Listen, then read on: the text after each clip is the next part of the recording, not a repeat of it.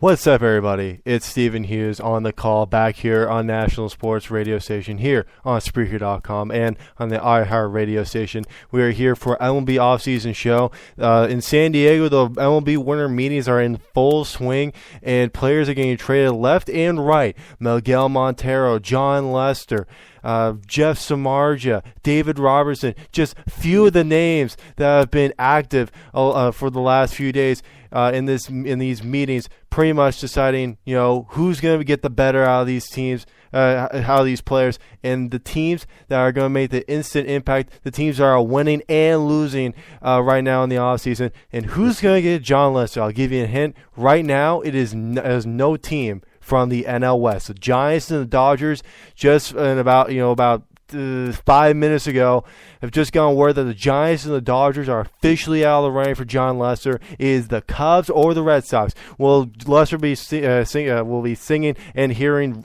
Sweet Carolina and Fenway once again? We'll find out here on MLB Offseason Show here, Spreaker.com.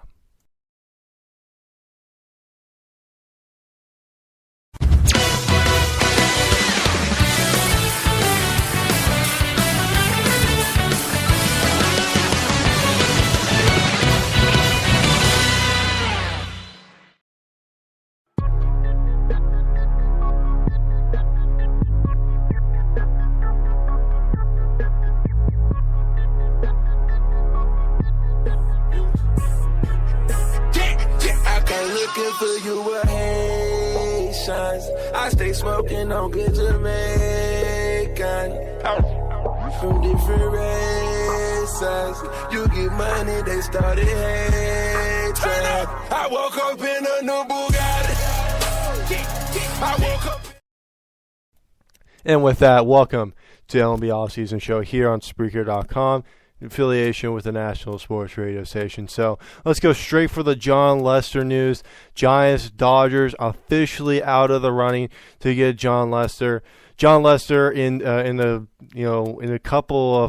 couple of teams last year, with Boston, then being traded to Oakland at the trade deadline for Yoenis Cespedes.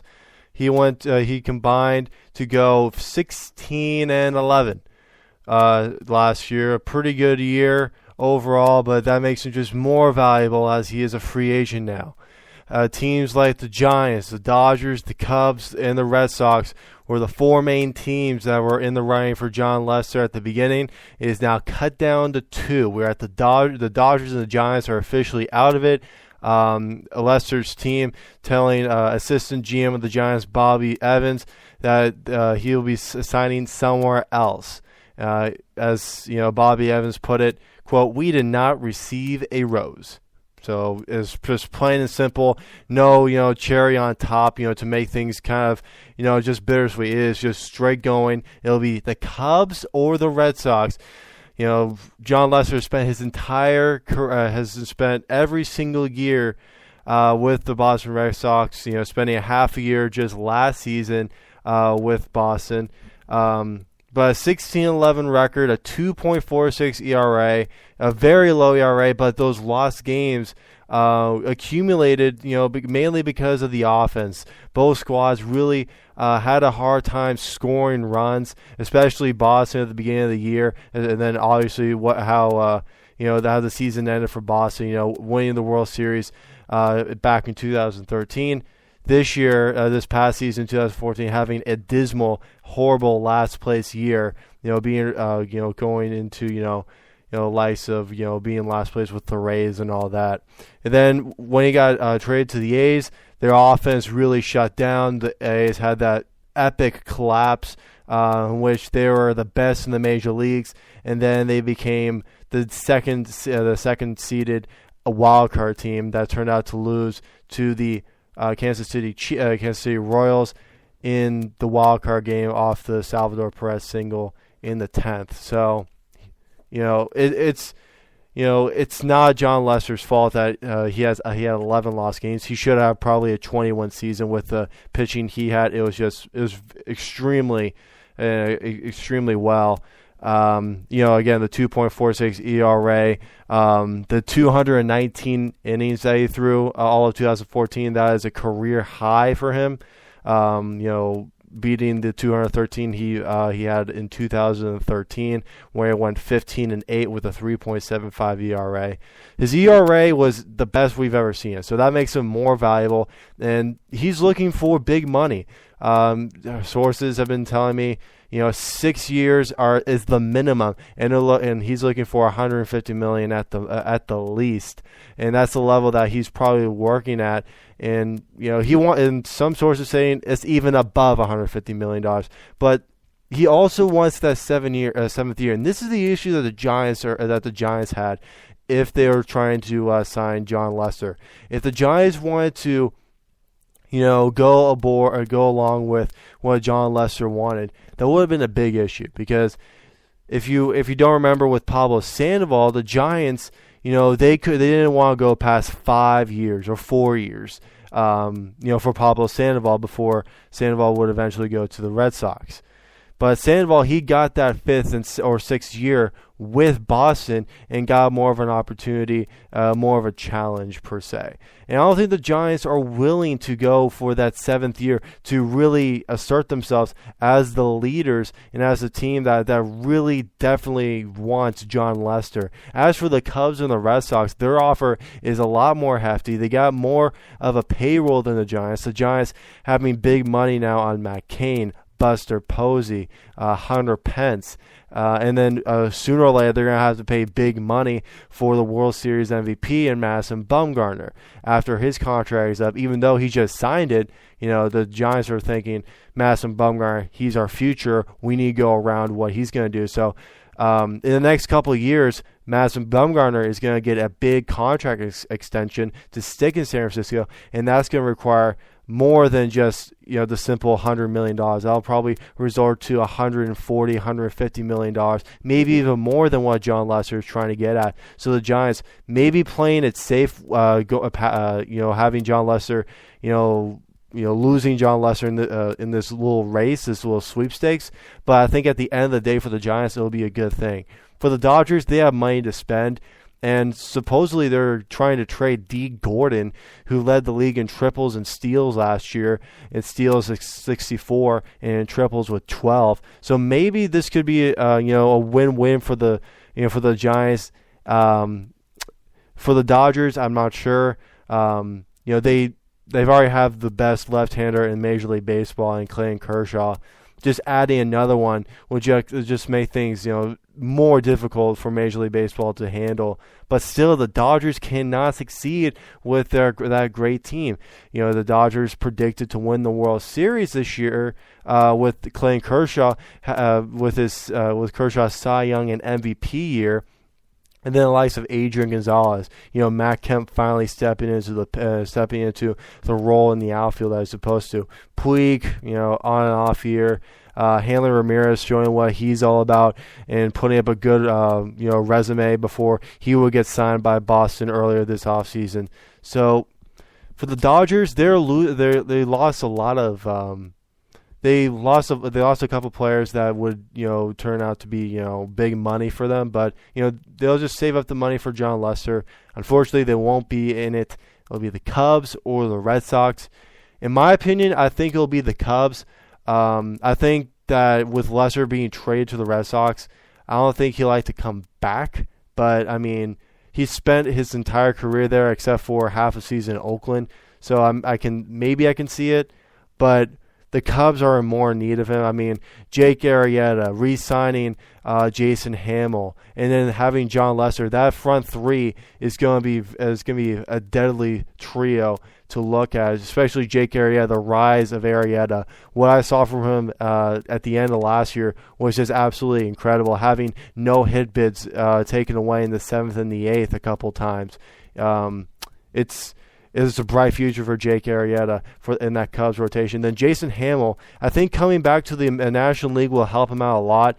I don't think the transition from the National League to the American League from that trade that sent him and Jeff Samardzija to Oakland in around early July really helped him out, as he really struggled with the A's, really not finding a fit in the American League. So I think that those three pitchers could have something to work for, and their offense is going to be great.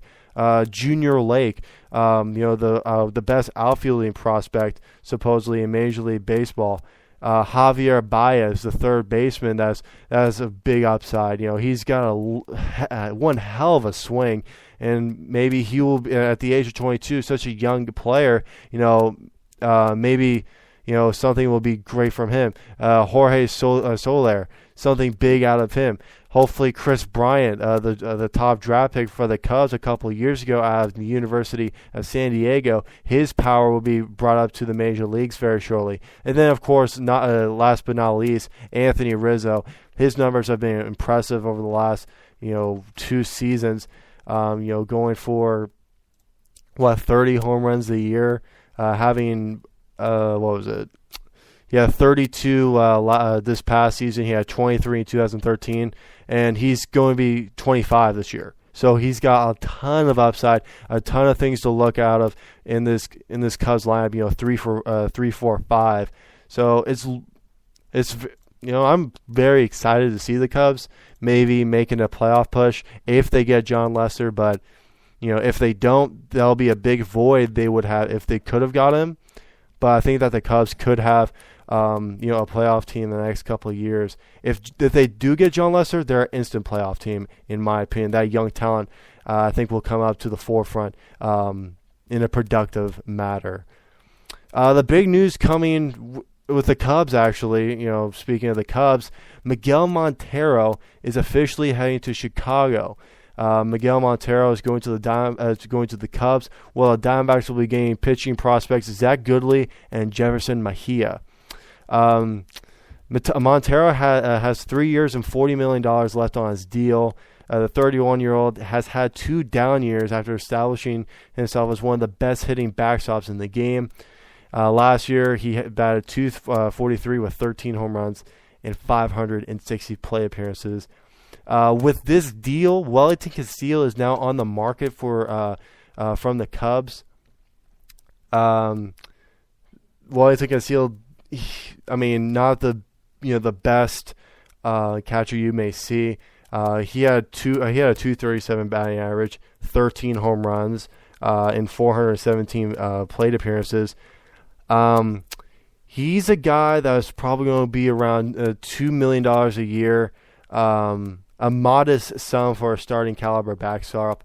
But with this addition, it's Wellington Castillo, a good starting catcher, but definitely not good enough to be a backstop, or it's too good enough to be a backup for Miguel Montero.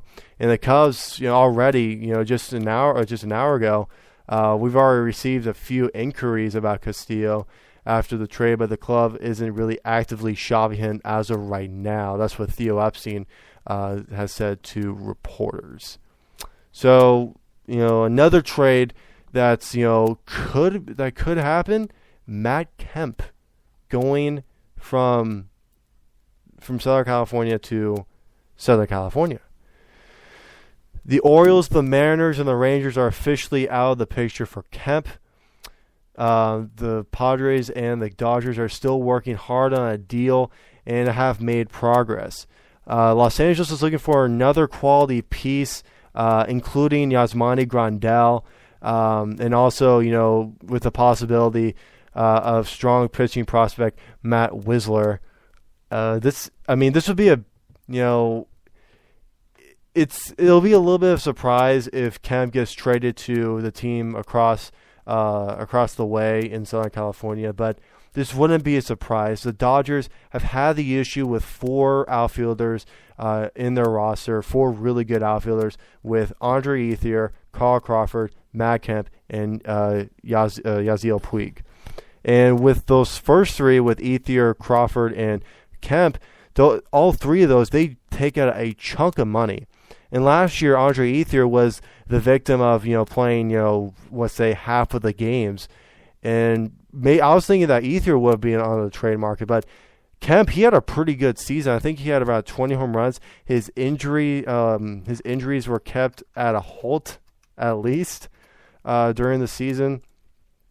This is going to be his age 31 season, or 30. It's going to be his age 30 season. He had a pretty good year, 25 home runs, 89 RBIs.